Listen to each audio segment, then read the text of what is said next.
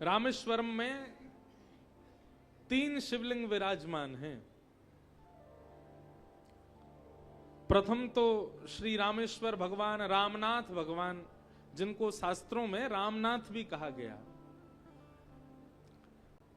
दूसरे जो सुबह आप सबको मणि रूप में दर्शन करते हैं स्फटिक के,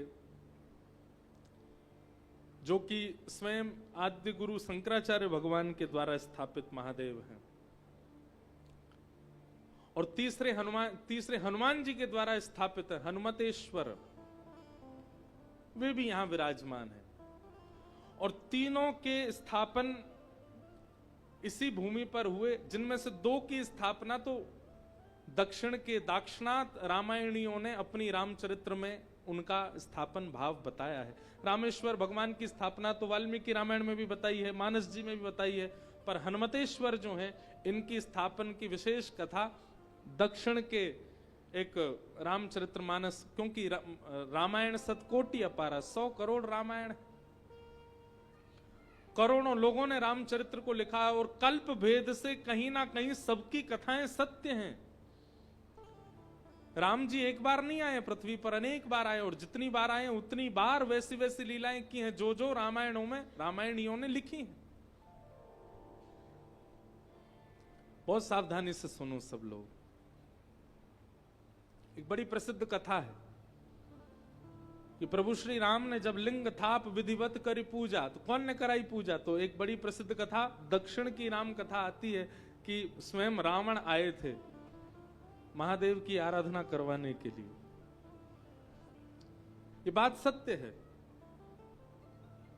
दक्षिण के रामचरित्र लिखने वालों ने इस बात का किसी रामायण में, मैं एक बार महाराज जी से या गुरुजनों से पूछूंगा किन्होंने लिखा है जिसमें यह वर्णन है कि रावण आए पूजा कराने के लिए।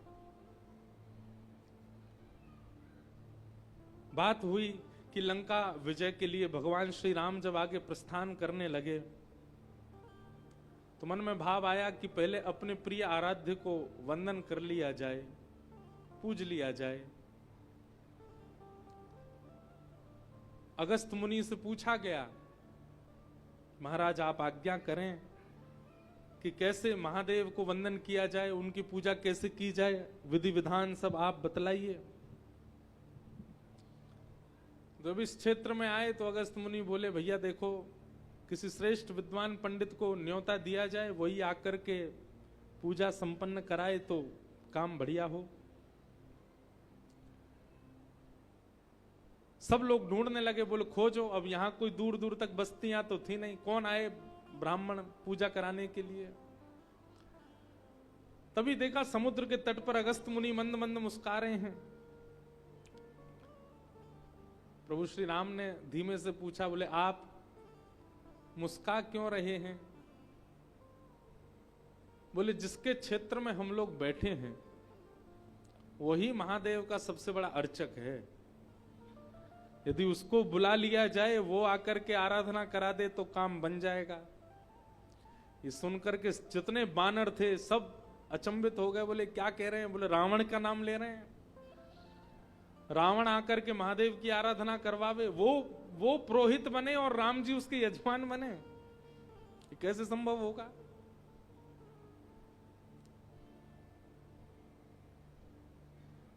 परंतु इस भाव पर राम जी भी प्रसन्न से हो गए। देखो, गौ ब्राह्मण प्रतिपालक प्रभु श्री राम, रावण राक्षस है, रावण दैत्य है, रावण कुकर्मी है, ये सब बात है, पर एको गुण खलु निहंति समस्त दोषान। एक गुण तो कोई ऐसा होगा। वैसे देखो, इसमें कोई लोग ये बात ना सोच लें कि महाराज जी जाति को विशेष बता करके और राम जी को भी उसी भाव में ढाल रहे हैं। नहीं, जाति सब प्रधान है। अब प्रधानता रखने की बात आ जाए तो कोल भीलों को भी राम जी अपने हृदय से लगा रहे हैं। निषाद राज गुह को राम जी अपना प्रिय मित्र बता रहे हैं। यदि इन सब बातों को रखा जाए तो इनसे भी ये बात सिद्ध हो जाती है कि ठाकुर जी जाति नहीं देखते हैं, पर हां, सब जातियों का सम्मान तो ठाकुर जी करते हैं। रावण ब्राह्मण है, और रावण ऐसा कैसा ऐसे ही ब्राह्मण नहीं है, केवल जन्म से ब्राह्मण हो गया ना, ब्राह्मणोचित कर्म नहीं करता, सब करता है, उसको सब वेद शास्त्र सब में निष्णात है। तो प्रभु श्री राम बोले ये भी एक आधुनिकता होगी कि रावण ही आकर के महादेव की स्थापन और पूजन करावे। बोले किसको भेजें? हनुमान जी की ओर देखा, बोले ये बढ़िया है, ये देख के आ भी चुके हैं एक बार, इनको गली मोहल्ला सब वहां के पता है, इनको पता है कौन कौन सी गली में रहता है, सब कैसा द्वार आदि सब कैसे हैं। जामवंत जी उठ करके बोले देखो आपकी बात ठीक है, पर हनुमान जी उपद्रव करके आ चुके हैं एक बार, तो निश्चित है कि उपद्रवी को दोबारा भेजोगे। क्षमा करना, हम हनुमान जी के लिए नहीं बोल रहे हैं, पर ऐसा एक बात कह दी। अब जामवंत जी तो बड़े बूढ़े हैं, कह सकते हैं उपद्रवी को दोबारा भेजेंगे तो फिर कहीं ऐसा नहीं हो कि पहले तो लंका जलाई थी, अब लंका पति जला के आ जाए। बोले इनको तो मत भेजो। अंगद बोले अभी बालक ही है, बालक की बात का इतना प्रभाव नहीं होगा, अब की बार हम जाते हैं। जामवंत जी, तो यहां प्रश्न उठता जामवंत जी पहले क्यों नहीं गए? जब हनुमान जी गए थे तभी चले जाते। नहीं, जामवंत जी ने पहले कहा कि नहीं देखो हम तो बलवान हैं ही, हम तो श्रेष्ठ हैं ही, हम तो बड़े हैं ही, पर बालकों का बल पराक्रम और बुद्धि उसकी भी परीक्षण होना चाहिए। हनुमान जी आदि ये सब जामवंत जी के आगे बालक हैं, बोले पहले इनको करयान दो, और जब देखिए कि बालक की सब बिगाड़ बिगुड़ आए तब बड़े जाते हैं संभालने के लिए, संवारने के लिए। तो जामवंत जी बोले हम जाते हैं, हम बड़े हैं, हम थोड़ी भाषा ऐसी बोलेंगे कि हमारी बात सुन के समझ के रावण हो सकता है कि क्रोध ना करे और आ भी जाए। अच्छा, ये बात हमने व्यवहार में देखी है। छोटे चाहे कितने भी पढ़े लिखे हों, छोटे चाहे कितने भी इंटेलिजेंट हों, कई बार उनसे बात नहीं बनती जो बड़े बना देते हैं। छोटे हर बात में आगे रहते हैं, पिताजी आपसे नहीं होगा, दादाजी आप नहीं कर पाओगे, हम ये कर देंगे, हम ये संभाल लेंगे। लेकिन जहां छोटे फेल होते हैं कई बार वहां बड़े ही संभालते हैं बातें जाके। जामवंत जी से कहा आप जाओ। जामवंत जी लंका गए, और जामवंत जी का नाम तो था ही। पहले ही सब सतर्क हो गए, बोले पहले बानर आया था, अब के रीछ आया है। बानर आया था तो पूरी नगरी जला के चला गया, और रीछ जाने क्या करके जाएगा। परंतु जामवंत जी तो बड़े सौम्य स्वभाव के, बोले हम तो बस दशानन से वार्ता करने आए, निमंत्रण देने आए हैं। रावण के सामने गए तो कहते हैं कि जामवंत जी ने ब्राह्मण के धर्म क्या होते हैं वो धर्म सुनाए रावण को। तो रावण जब ब्राह्मणोचित धर्मों का जब श्रवण कर रहा था तो रावण बोला, सब लोग इधर देखो, सावधानी से सुनो। रावण बोला आप मुझे क्यों बता रहे हैं कि ब्राह्मण के क्या धर्म होते? सब मैं जानता हूं, सब मुझे पता है। जामवंत जी बोले हमें पता है कि तुम्हें सब पता है, पर हमें एक बात बताओ, तुमने कभी इन सब नियमों का कभी पालन किया? रावण बोले मतलब? बोले कभी किसी का गृह प्रवेश कराया आपने? रावण बोले हम किसका गृह प्रवेश कराएंगे? जामवंत जी बोले कभी किसी के यहां शांति पाठ किया आपने जाकर के? किसी का ब्याह पढ़ाया आपने? अरे ये सब चीजें छोड़ो, कभी किसी देव की आराधना करवाई? ये तो ब्राह्मण का जन्मजात कर्म होता है, आपने कभी करवाया? रावण बोला हमको इन सब की आवश्यकता ही नहीं पड़ी। और कोई इतना बड़ा यजमान है दुनिया में जो रावण को पुरोहित बना करके बुलावे? हमारी तो दक्षिणा ही बड़ी मोटी होगी। बोलो वही तो, हम तुम्हारे लिए यजमान लेकर के आए हैं, कम से कम जीवन में एक बार ब्राह्मणत्व को तो निभाओ, एक बार किसी कहीं जाकर के पूजा आदि तो करवाओ। तो रावण को भी बड़ा अच्छा लगा। रावण बोला हमने इतनी पढ़ाई करी, इतना अध्ययन किया, गुरुजनों के चरणों में बैठ करके इतना ज्ञान लिया, एक बार उसका प्रयोग तो हो कहीं पे। जामवंत जी बोले कौन है यजमान? कौशलेंद्रो वतान्न, सूर्यवंशी राजा दशरथ नंदन, कौशल्या नंदन, अवधपति प्रभु श्री राम। रावण भले ही तुम्हारा उनका बैर चल रहा है, आगे जो होगा वो बाद की बात है, पर अभी यहां धर्म का थोड़ा चिंतन कर लिया जाए तो वे एक प्रकार से तुम्हारे दायरे में आए हुए हैं। तुम्हारा दायरा है पूरा, और तुम्हारे दायरे पर आकर के वो तुम्हारे ही आराध्य को वंदन करना चाहते हैं, महादेव को वंदन करना। रावण कितना भी क्रूर होगा, पर महादेव का नाम सुनते ही उसके नेत्र सजल होते थे। महादेव, कोई शिव कह दे, कोई रुद्र कह दे, कोई महादेव कह दे, उस समय रावण के 2 क्षण के लिए मानो रोंगटे से खड़े हो जाते थे। अपने आराध्य का स्मरण करके रावण पिघल सा जाता है।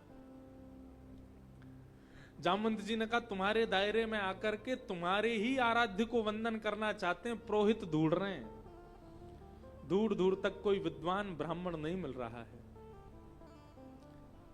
तब हम सबके चित्त में तुम्हारा स्मरण आया, तुम बहुत विद्वान हो, भले ही तुम्हें आवश्यकता नहीं, तुम आज उस पदवी पर बैठे हो कि तुम्हें कहीं जाकर के पूजा आदि कराने की आवश्यकता नहीं है, पर तुम्हारे आराध्य और तुम्हारे द्वारा यजमान का कल्याण हो, इस नाते से अगर तुम जाकर के अनुष्ठान कराओ, वहां वैदिक पूजन कराओ, कितना आनंद हो। रावण को बहुत अच्छा लगा। रावण को लगा कि चलो इसी बहाने हमने जो सीखा उसका थोड़ा प्रकाश होगा, और वो भी किसी सामान्य एरे गहरे के नहीं, अंदर से तो सब जानता ही है रावण राम जी कौन है, साक्षात परब्रह्म है, परमात्मा है। उनके सामने जाकर के अपने वैदुष्य पूर्ण वाणी से महादेव की आराधना करवाने का अवसर ये मैं कैसे चुका दूं, कैसे जाने दूं हाथ से। रावण प्रसन्न होकर के खड़ा होगा, बोले महाराज ए विभीषण, लाओ इनको लिस्ट प्रदान करो, पूजा सामग्री सब आप लोग व्यवस्था करो, और व्यवस्था नहीं हो तो हमको बताओ, हम लेके आते हैं। कह दीजिए राम जी से हम आएंगे और आकर के हम ही आराधना करवाएंगे। ये मानस जी में नहीं है, वाल्मीकि रामायण में नहीं है, पर दक्षिण के किसी रामायण के कर्ता ने इस भाव का वर्णन किया। रावण अति प्रसन्न, जैसे कोई गाड़ी चलाना सीख ले तो बार बार ये होता है, ड्राइवर से भी कहते तुम पीछे बैठो मैं चलाऊं।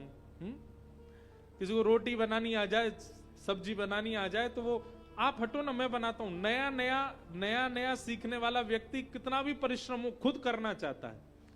ऐसे ही रावण बड़ा प्रसन्न हो गया कि मैं पहली बार पुरोहित कर्म निभाने जाऊंगा, और मेरे यजमान कोई और नहीं, साक्षात परब्रह्म नारायण।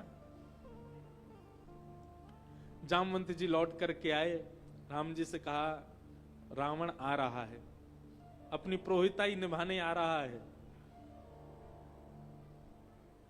आहा, तभी पुष्पक विमान आ रहा था लंका से, और पुष्पक विमान में बैठ करके दशानन रावण अपने हाथ में बिल्कुल मानो बिल्कुल अपना आसन वगैरह लेकर के, जैसे ब्राह्मण आते हैं वैसे ही बिल्कुल ब्राह्मण की तरह आसन आदि लेकर के रावण आया। सब लोग सावधानी से सुनो, क्या हुआ है? बैठे रहने दो, सब लोग सुनो, इधर देखो। अब ये सब हमारे सामने बैठे हो, बिल्कुल हमको डिस्टर्ब मत करो, हमारे कुछ भाव बनने हैं वो सुन लो। तो हम क्या बता रहे थे? रावण आया, आसन आदि लेकर के बढ़िया, बिल्कुल जैसे एक पुरोहित आते हैं वैसे ही आए, सब ने प्रणाम किया। ब्राह्मण देवता आए हैं, पूजन कराने के लिए आए, इनको प्रणाम करो।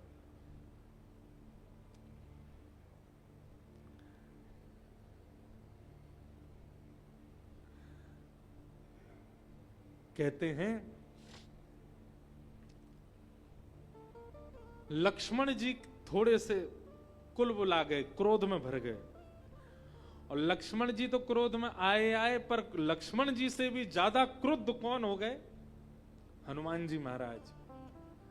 यानी हमारी पूंछ में आग लगाई, और अब यहां पे हमारे ही रूप की आराधना करवाने आया है। क्यों?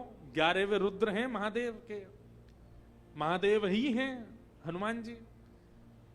और रावण आकर के बढ़िया सुंदर दिशा आदि देख करके उसने बिल्कुल भी ऐसा प्रतीत ही नहीं होने दिया कि दोनों शत्रु हैं। दिशा देखने लगा, दिशा निर्देशन करने लगा, राम जी को आकर के बताने लगा।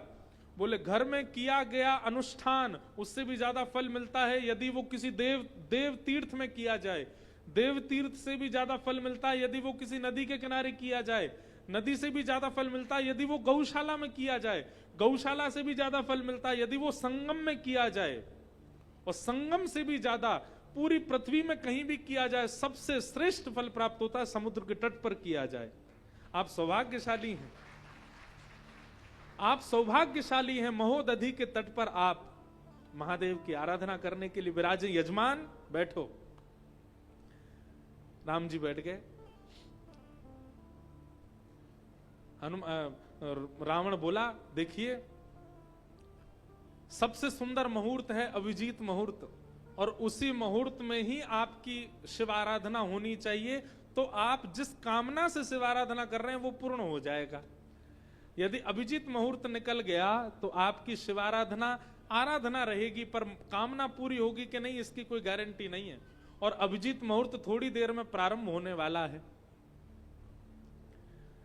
प्रभु श्री राम ने तुरंत हनुमान जी की ओर देखा। हनुमान जी तो अपने दांत कसक रहे थे, मुट्ठी बना रहे थे। बोले इसमें एक मुष्टिक प्रहार करके यही नष्ट कर दूं, जो होगा सो बाद में देखा जाएगा। इतना युद्ध प्रचंड आदि सब करना नहीं पड़ेगा, यहीं इसको मार देंगे और फिर सीता जी को हम लेकर के आ जाएंगे, यहीं से ही राम जी लौट जाएंगे।